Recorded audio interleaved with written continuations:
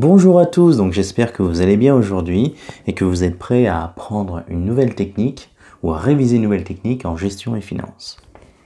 Alors vous allez apprendre dans cette vidéo à reporter les amortissements dans le bilan. Vous allez voir, c'est une technique facile qui finalement se répète souvent et qui est très facile d'accès. Donc je vous rappelle, voilà, le bilan se présente de la façon suivante. Donc vous avez dans toute la partie gauche, la partie actif, avec ses trois colonnes caractéristiques. Nous avons d'abord la colonne brute, ensuite la colonne amortissement et dépréciation, et enfin la colonne nette. Et dans le passif, nous avons une seule colonne, la colonne nette. Alors, pour l'actif, notre plan d'amortissement ne va toucher qu'à une seule ligne qui s'appelle donc immobilisation. Et très souvent, ce sont des immobilisations corporelles. Alors bien sûr, on peut avoir des immobilisations incorporelles qui sont amortissables, mais là, dans notre programme de gestion finance, on va surtout s'intéresser aux immobilisations corporelles. Pour le passif, donc seule la ligne résultat de l'exercice va être impactée au niveau des capitaux propres, donc nous verrons cela notamment avec la théorie. Donc au niveau du brut à l'actif, dans la ligne immobilisation corporelle, on note la base amortissable, et quelle que soit l'année, cette base amortissable ne changera jamais. C'est toujours la même base amortissable. Nous mettons le cumul d'amortissement de l'année dans la colonne amortissement, et forcément, nous mettons dans la colonne nette la valeur nette comptable. Vous voyez bien, vous avez le mot net dans valeur nette comptable. Ce qui fait que quand on fait le brut moins l'amortissement, moins la colonne amortissement, ça nous donne le net. Donc, on retrouve bien la formule de calcul, la VNC, base amortissable, moins cumul d'amortissement. Au niveau du résultat de l'exercice, donc forcément, on va mettre la dotation d'amortissement de l'année, donc qui va venir minorer votre résultat, parce qu'en fait, c'est une charge.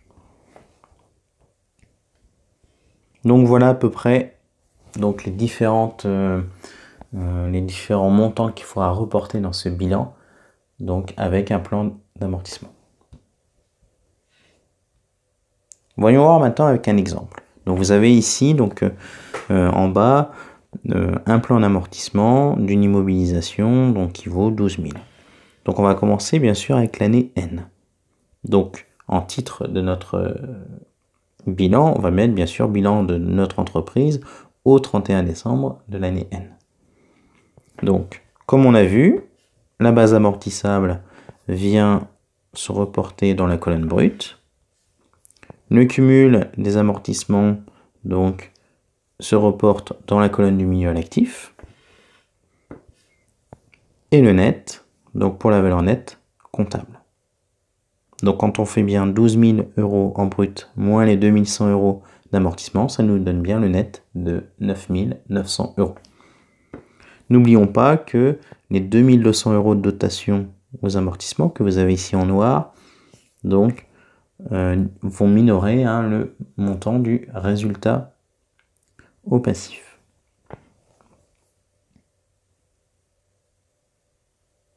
Passons maintenant à l'année N+1. Pour l'année N+1, donc c'est toujours la même chose. Le brut donc correspond à la base amortissable, le cumul des amortissements dans la colonne du milieu amortissement et la valeur nette comptable dans la colonne nette. N'oubliez pas, bien sûr, dans le passif, dans la ligne résultat, la baisse donc du montant de la dotation, c'est-à-dire 3 600 € ici. Donc je vous rappelle qu'une dotation aux amortissements, c'est une charge calculée qui va venir minorer le compte de résultat. Passons maintenant à l'année N+2. Donc vous l'aurez compris, en brut, nous mettons la base amortissable. Nous mettons le cumul des amortissements dans la colonne amortissement du bilan. Et enfin, la valeur nette comptable dans la colonne nette. Ce qui fait bien 12 000 € de brut moins 10 500 d'amortissement. Il nous reste bien en net, en valeur nette comptable, 1 500 €. Les 4 800 € de dotation aux amortissements vont bien entendu baisser le résultat de l'exercice au passif. Finissons maintenant avec l'année N+3. Donc la base amortissable se reporte dans le brut. Le cumul d'amortissement se reporte dans la deuxième colonne, l'amortissement et dépréciation.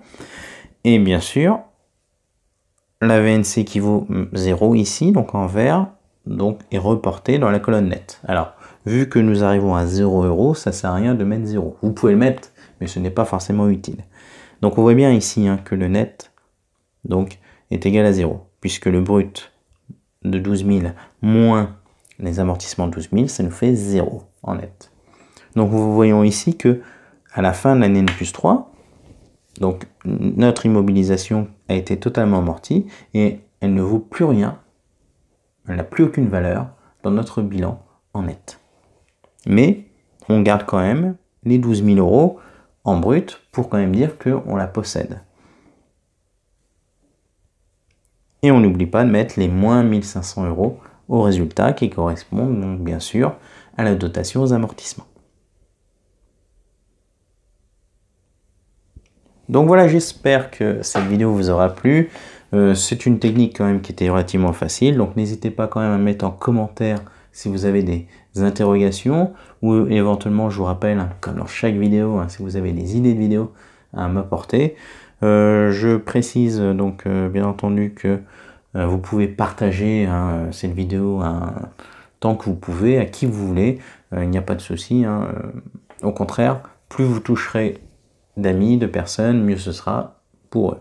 Je vous dis à très bientôt, à très vite pour la prochaine vidéo qui concernera notamment la numéro 23 sur l'enregistrement d'un amortissement et bien sûr ses incidences sur le bilan, le compte de résultat et la trésorerie. Je vous dis à bientôt, ciao ciao.